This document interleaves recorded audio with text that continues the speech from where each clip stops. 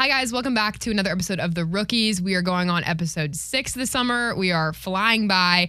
I have Genae here with me today, my other fellow host for the summer, and we're doing another episode together, which is so fun. Yeah. So fun. Today we're getting into a little bit of Wimbledon, which is going on this weekend. Obviously, All-Star stuff is next week, which for us interns is the busiest week, so we'll get into that. They sat us down week 1 and they were like, this week's going to be crazy, so get ready. And it's finally upon us. So I think we're scared. I know. When we're filming this, it's like 5 days away, so we're getting close. But that'll be Tuesday with the Home Run Derby on Monday. And then, yeah, we're just going to get into all that. A new documentary came out on Netflix about quarterbacks. Kirk Cousins, one of them. He was on the first season, too, with Minnesota. So I don't know why he's back. He's so controversial this year. Yeah. But we'll hop into that. Watch. And then we'll go into a little bit of All-Star stuff. So I'm excited for today's episode. Thank you for being here. Same. Oh, of course. The pleasure is all mine. I literally wouldn't miss it for the world. Mm-hmm. So we were actually talking about before we started recording, but Wimbledon is going on. Currently, while we're filming this, the semifinals are going on. Sabalenka is playing Anisimova right now, the American who, Genae told me this, she's the first American to make the semis since 2019. So almost 6 years, which is crazy. Yeah. Sabalenka, obviously dominant. People are, she's a high favorite. Vegas loves her. So much. I love the underdog. I'm also a true American. We just finished July 4th. How can you not root for an American? No, exactly. I would love for her to win. Currently, they're tied on sets and they're going 1-1 in the third. But obviously, we'll know the outcome of that when this comes out tomorrow. But then we have. Who is it? Sinner lost. Or no, Sinner won. Shelton's out, which Genae's so upset about. He has a lot of potential, I will say. He's so young. He's 22. Fritz plays Alcaraz tomorrow, and I will say, I think, obviously, Alcaraz is just a dominant player. I think Shelton has a lot of potential. Mm-hmm. I think Fritz, as much as I would love Fritz to win, I don't think Fritz has what it takes. I honestly don't. I would agree. I think someone like Ben Shelton, since he's so young, has the ability to, in the next 2-3 years, I think he can get there. He competed with Sinner. Yes, he lost in 3. I get that. But the first set was a tiebreaker.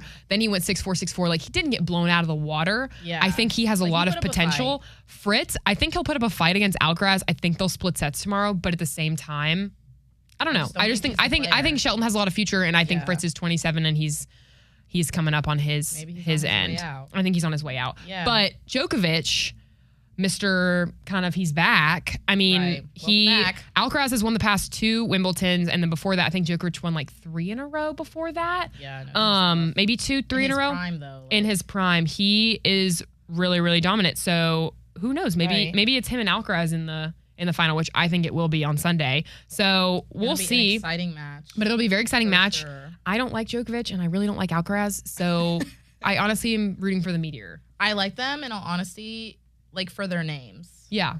And really? Yeah.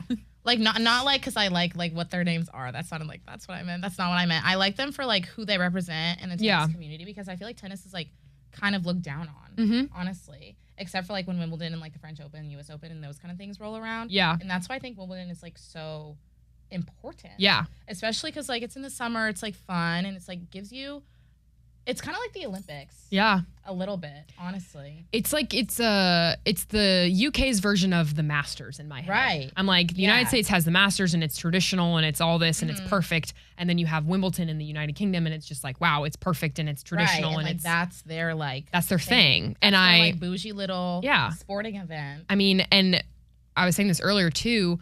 We looked up tickets. I mean, tickets over the weekend were $20,000. Yeah. $20,000. I mean, you can wait in line at 4:00 in the morning and get a reasonably priced ticket. Reasonably priced, probably a couple grand. That's what they mean. Or you can sit on the lawn and watch from afar, which is what I would be doing. Honestly, that sounds like my plan. I will never you can never catch me spending $20,000 for any ticket. I mean, when I'm old and rich and I have a lot of money. You know what? True.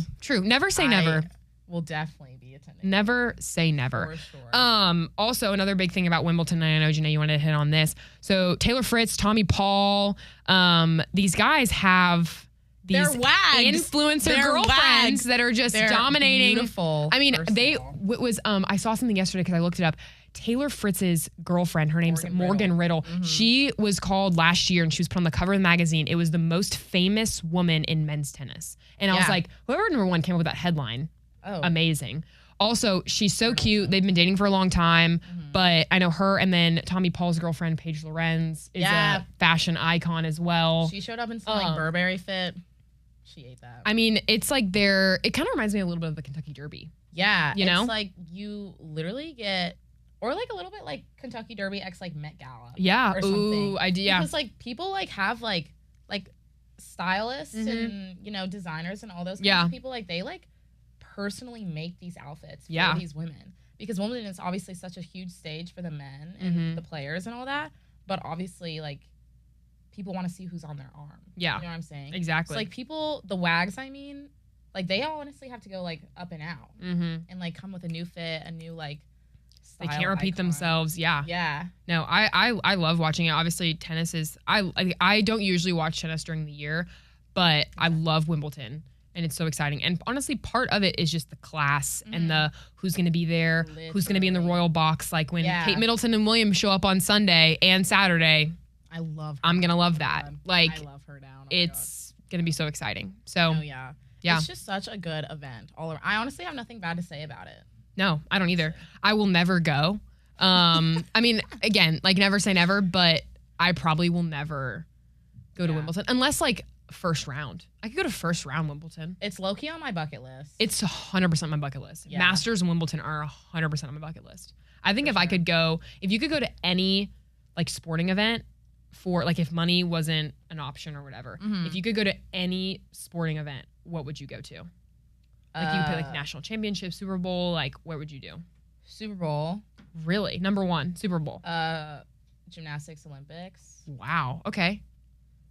And Wimbledon. Wimbledon? Yeah. I think my three would be the Masters, Wimbledon, and Wimbledon. I say Wimbledon. Wimbledon. And I got clowned the other day, so it's Wimbledon. Well, it's sorry. It's like Wimbledon. Like they spell like with a B-L-E. Wimbledon. Which I think makes it so much worse. And I say Wimbledon sometimes, so... You know, Wimbledon. Sorry. Just keep your mouth shut. Yeah, I know. I just need to stop saying that. Yeah, Masters, Wimbledon, and then my third, I mean, probably Dogs Natty, because am I not a Dogs fan if I don't say that? Yeah, okay, so, all right. And then speaking of dogs, we have the SEC Media Day coming up next week, Monday through Thursday. I think Georgia's going on Tuesday. Which is super exciting. This year, we're so blessed to have SEC Media Day in Atlanta, which is super cool. And about 4 SEC teams really per... city. I know, right? I'm like, and John Michaels was saying this earlier on the locker room. They love to cram. There's something about the city. They love to cram so much in one weekend. I mean, Beyonce is coming to town. 4 days, guys. 4 days. 4 freaking days. 4 days of Beyonce. Monday. You get her out. I mean... And you know her butt's not coming on until 9 p.m. Right. Who is open? The traffic that I'm going to have to experience Monday night. Who's opening for Beyonce? Get her back on her private jet. Who would dare open for Beyonce? Nobody. Rihanna? Probably nobody. That's shade. But like...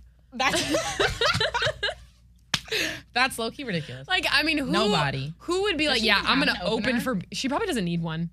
Low-key. Like her and like Adele. Those are the two that I'm like, those two don't need anybody to open. Okay, but I'd go to Adele over Beyonce. 100% I'd go to Adele over Beyonce. I would be like, whatever. But again, SEC Media Day. Right.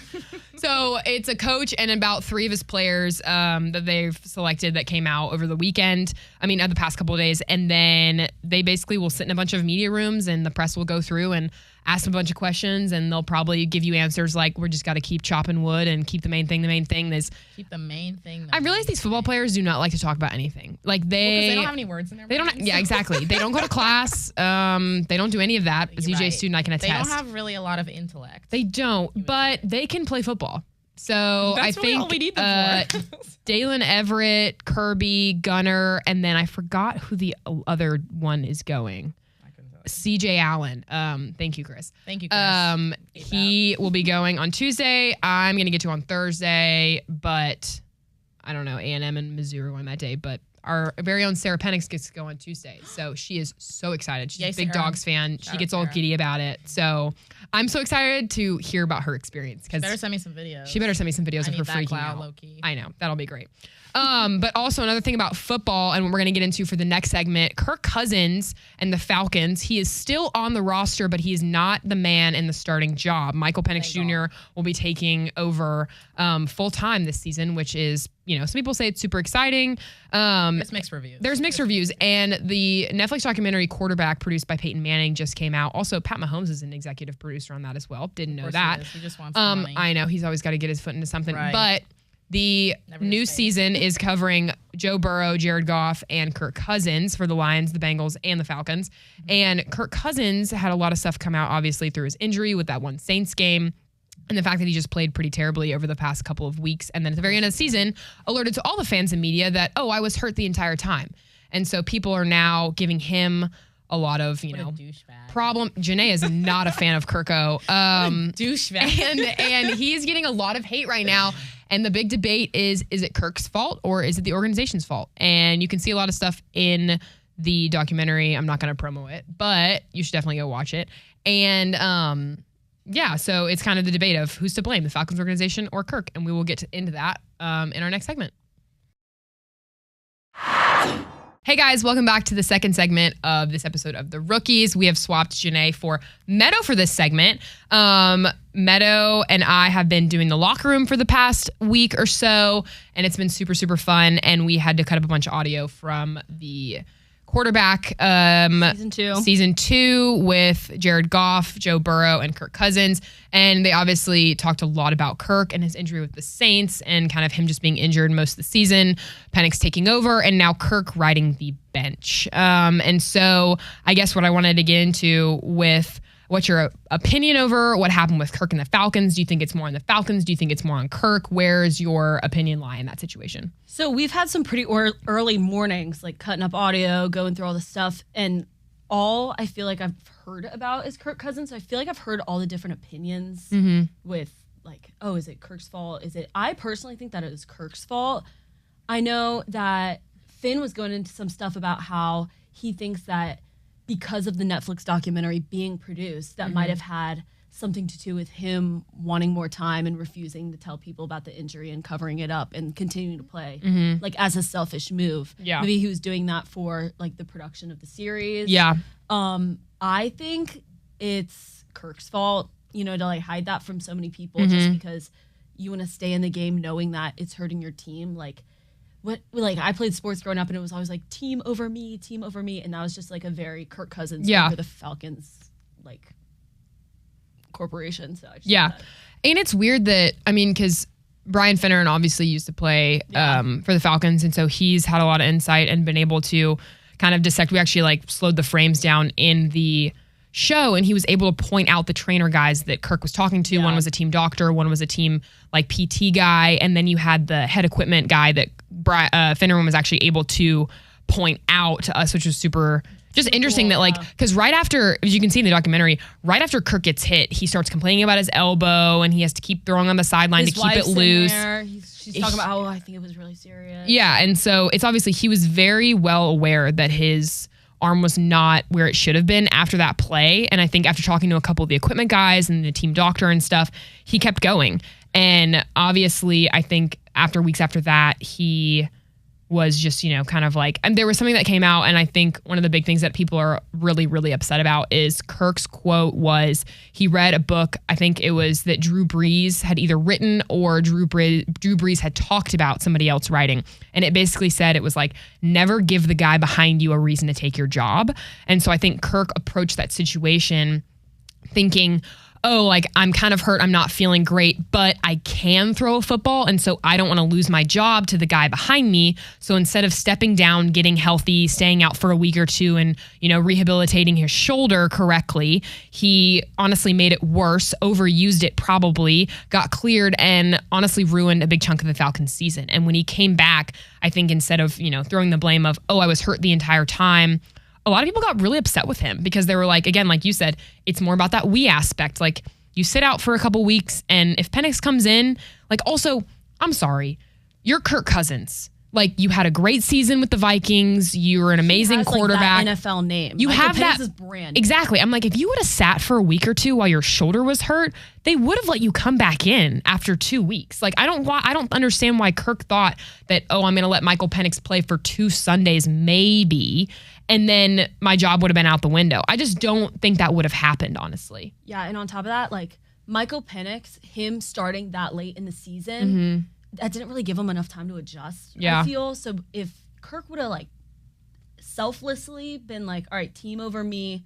I need to like sacrifice playing time so I can get better to improve our season. If Michael Penix did start earlier, what if we got some brand new momentum? Yeah. Offense was like working more smoothly because it wasn't working with Kirk anyway. Yeah. In the documentary, it was interesting because his words weren't necessarily aligning at the beginning of the season, like when he had initially gotten hurt, and later on, because at some points he was like, yeah, you know, he was talking to another quarterback. I don't remember who it was. Andy Dalton. Yeah, he was like, yeah, you know, I'm just the offense isn't necessarily like clicking right now. There's just a lot of motions. He was talking about how it was like somewhat like too complicated. But like, we're gonna get in it. I'm just sitting right now. Yeah. And then later he was like, no, I was injured the whole time. So it's just interesting. Yeah. He was lying to the cameras, and then the truth came out, and you can like watch it in full time. Yeah. And it's just weird. Yeah. And I will say, like, I do like put athletics aside. Like, I do like Kirk as a person. He's a great guy. Like, I think he's a great guy. He has 2 boys. Like, he's got his wife. Like, I think he's a great guy. I think he handled the situation incorrectly. But I also personally, I know people can say, and I know Genae is a big advocate for it's all Kirk Cousins' fault and he sucks and all this stuff. I think there is a little bit of the Falcons organization to blame. 100%. I think with players like, yes, he's been in the game for a long time and he is experienced. He knows his body well, and I understand that. But if you're a trainer and you're taking x-rays and you're seeing these things, which I hope the Falcons organization did when he started complaining of elbow pain, he's your starting quarterback, he's your star, you paid a lot of money for him. A lot. I would think you would take these things very seriously and detailed, and I assume that they did that. And so if you see that something's wrong or tweaked and he's not feeling his best, the fact that you cleared him to play, I think should be a little bit at fault. I think the organization should have said, Kirk's not at his best, we're going to sit him for a week, and if he feels better after this week or he gets his shoulder figured out, then we can take him back and put him back on the field. I think they handled it incorrectly. I think it was both sides. I think it was the organization and Cousins. But at the same time, like, the organization has power to basically say, you're not playing. I'm not clearing you. And maybe it wouldn't have been as serious as, like, obviously he didn't break his arm. So there wasn't anything in the x-rays that could have, you know, deliberately given them a reason to sit Kirk. And if Kirk was like, I feel fine, like maybe that was Kirk lying and making those people believe that he was better when he wasn't. So that definitely falls more on Kirk. But I feel like there had to have been somebody. There had to be some PT guy or some doctor that was like, maybe we should sit him. And maybe that person just didn't speak up enough. Maybe that person got overpowered. I don't know. But I think there is a little bit to blame at the organization for what happened, because I think they knew. And if they didn't even know, they definitely covered it up after a couple weeks, because I bet you he kept hurting. And they pushed him through it. I can see, like, I definitely think that both sides need to take accountability, but the fact that Kirk went on for that long, pushing, I need to be the starter, I don't care, like, this is about me, like, I think that's selfish. So Falcons organization definitely needed to do better and respond, because if the team isn't performing, then the team isn't performing. Let's like, move some things around, especially early on in the season. I know Kirk did good the first few games, but just offense wasn't clicking regardless if he was hurt or not. So just to, like, move some things around, I think both sides need to take accountability, but I think Kirk should really be frowned upon, and this should not be a normal thing. I mean, as a whole, it's a hard situation to kind of debrief. And honestly, we weren't there, so we really don't know exactly what happened behind closed doors. And like, and Finn brought up a good point yesterday too. Like, Kirk was in the first season of quarterback. Like, he was with the Vikings. He did the first season. He's in the second season, and obviously I don't think he knew he was going to get hurt while they were filming, obviously, because they started filming before the injury. I think the injury was like episode 4 or something like that. They went into detail for it. But I'm like, why would you want to go 2 seasons? Like, you have these camera crews, you have all this stuff in your home with your family, following you on the field, you're going from Minnesota to Atlanta. Like, why would you want to be in this, like, double seasons of this? Especially, like, I don't understand that. I feel like celebrities and athletes, like, the norm is to not like media and not want the attention because you just love football.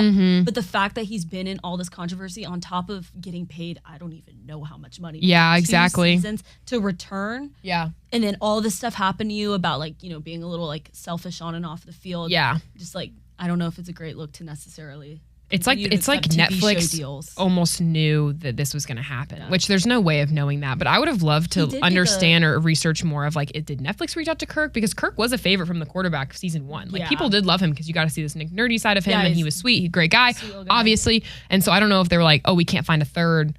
Should we just add Kirk to season 2 again? But I don't know. That's just, it's kind of confusing to me. But yeah, it was cool to see the insights of him and the Falcons and getting ready. So we'll see what Michael Penix and hopefully Drake London have to do this season. But I'm hopeful for Atlanta. Yeah, best of luck to them at training camp. So yeah. That'll be super exciting. Well, thank you, Meadow, for joining us for segment 2 of the Rookies. We're going to have Genae back on for segment 3. Talk a little bit about All-Star and what's coming up in the Battery ahead of this crazy weekend like Beyonce and such. Not really, but we will get to segment 3 when we return. See y'all. Go Falcons. Hey guys, welcome back to our third and final segment of this episode of The Rookies. Genae is back. Oh Lord. She just dabbed. We're gonna go by that. So Guys, I'm so excited to be back. Genae, before we get into our little if you could question from the host, do you have anything you want to say about Mr. Kirko? Yes. She was very passionate so about much. this earlier. Okay, so I was told that I wasn't going to be on the second segment. Totally fine. But me and my dad and I, actually. Thank you. We had a really in-depth, deep conversation about it yesterday, and we both came to the conclusion that it is Kirk's fault. Because, and here's why I think that. First of all, let me explain. First of all, when you get injured, like, why would you risk hurting yourself even more?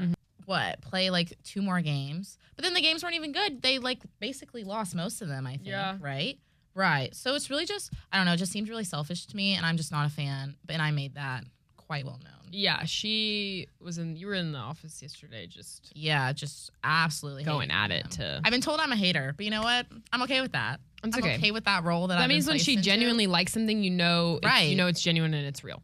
I'm okay with the role that I'm placed into, and I think Kirk Cousins deserves to be hated on because that was just really selfish and egotistical of him. And you know what? When you play for such an organization like that and you're a veteran in a sports industry like that, there's a time and a place. And this was not the time or the place. And you've been in what? You've been in the league for what? Decades? Yeah. Maybe your time's over. If you're getting hurt like that, maybe your time's over, babe. He's a young guy. I don't care. 32? Go spend time with your family. Go on a vacation. Like, seriously, take some time off. Julie misses Retire. Right. She probably does. She definitely does. She definitely does. She probably has been begging you. She's probably pulling a Giselle right now, and you said, I'm going to play through an injured whatever.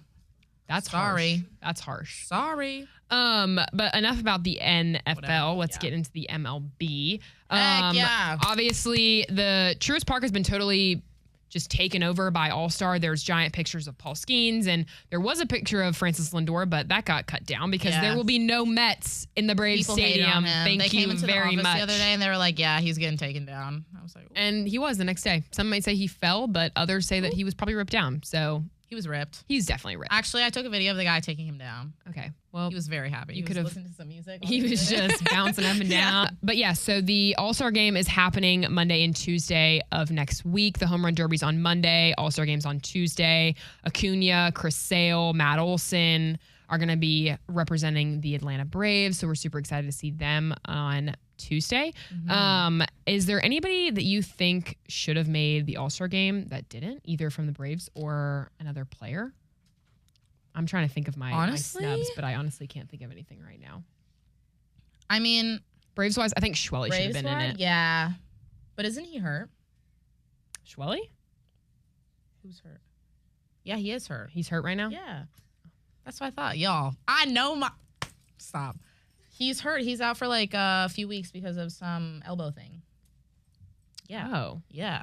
So, but if he didn't get the injury, I low-key agree because he has played some I love Schwelly. games. Also, it's probably too late, but you know who's been pitching really great recently? Grant Holmes. Grant Holmes has been killing it. And that long hair is really carrying the Braves because he's probably the only good starting pitcher that we have. I mean, it's so bad we're bringing back Jesse Chavez. Are you kidding me? Yeah. Didier Fuentes went back down to the minors, right where he belongs. So the 20-year-old needs... I mean, he's 20. Yeah. Like, give the kid some extra practice. He's not like, you know. Yeah. No, that's valid. So, but anyway, my if you could host show question is, if you could mic up any player at the MLB All-Star game, who would it be? Do you want me to go first? Yeah. Because she still needs to think about hers. I need to think. Mine is Paul Skeens. And I'm going to say this is, number one, I think from media perspective, I think he has the personality of a cardboard box. Horrific, actually. I told Justin. What does he say? I told Justin this because Justin thinks he's the best pitcher right now. And in the entire MLB. I think that's just, Listen, are you stupid? I think that's crap. I think there's a couple people that are better than him. Freed's pitching better than him right now, so you can say what you want. Justin, you did not eat that one. I miss Max Fried, but he's an LSU fan, so whatever. I also don't think Skeens would have quite the attention that he did if he wasn't for his girlfriend.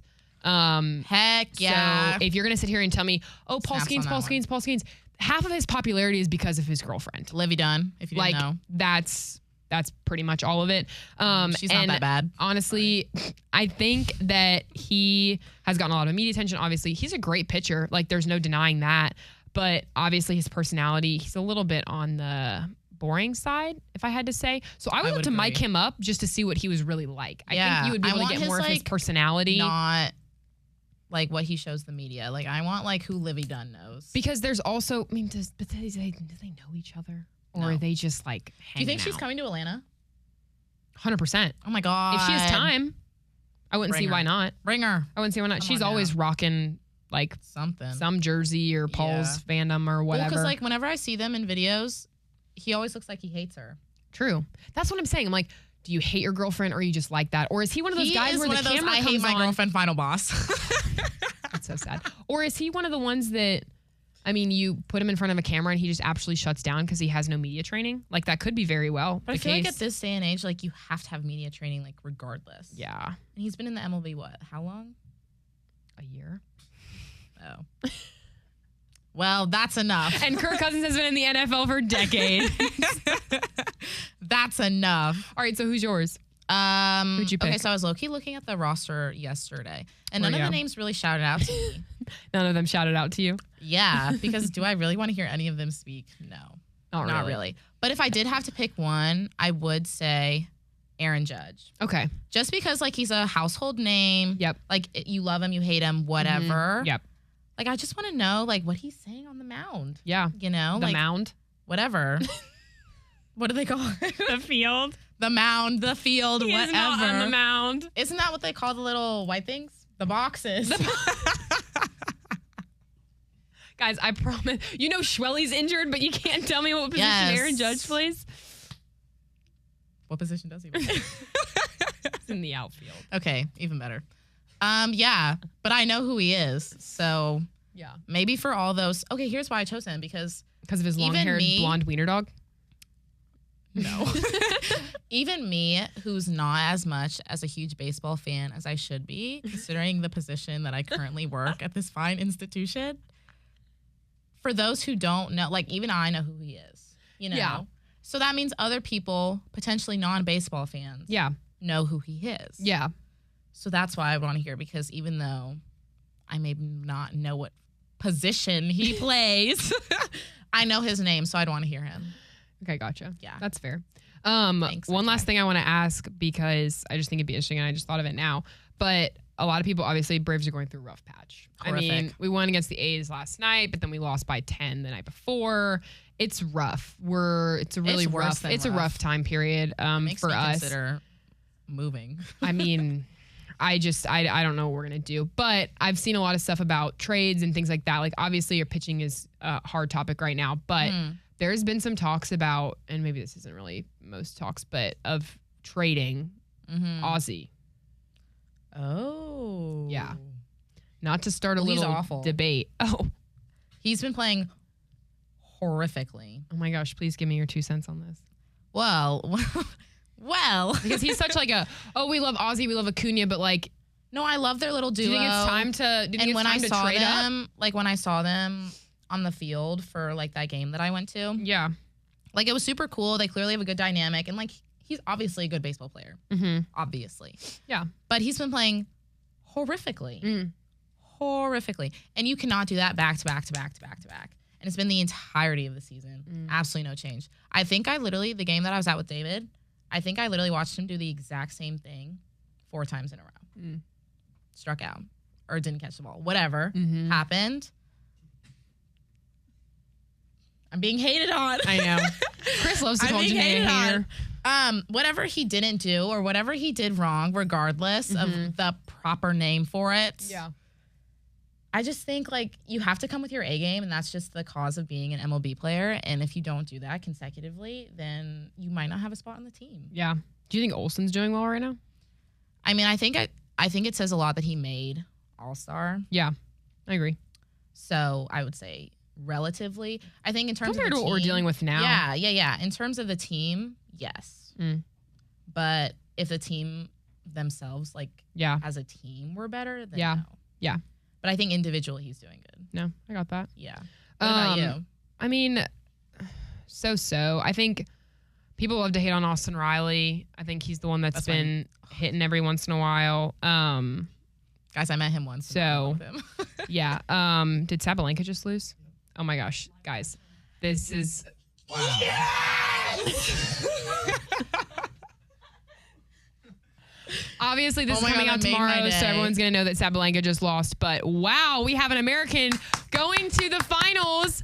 I wonder, wait, can we look up that? Can someone look that up? When was the last time that an American woman went to the finals for Wimbledon? Finals. That is crazy. Look it up. Real time. 2019. I bet it's longer than that. Like what, 2015? Because clearly they didn't make the finals. Wow. 2019. That's crazy. Yeah. That's going to be exciting. Heck yeah. Watch Fritz win tomorrow. Watch Fritz beat Alcaraz. He just might. You know what? I like an underdog. I mess with it. Reminds me of myself. Wow. Do we have a year on that? I'm just kidding. Do we have a year on that? I'm just kidding. Yeah, year us. Wow, Sabalenka. I mean, she's just awful. She was clear favorite. She's the clear. She's been playing like a dog. I mean, she's got power on her, like, for sure. Yeah, like, she has been playing so well. I'm shocked, but in the best way possible. It's not live to y'all. Y'all would Sabalenka? Know. But Genae is a hater, but who's surprised? All right, next week, I think we are going to be probably diving into just more baseball and things like that. Genae will be on whatever comes to our mind. Genae will be on next week with TBD.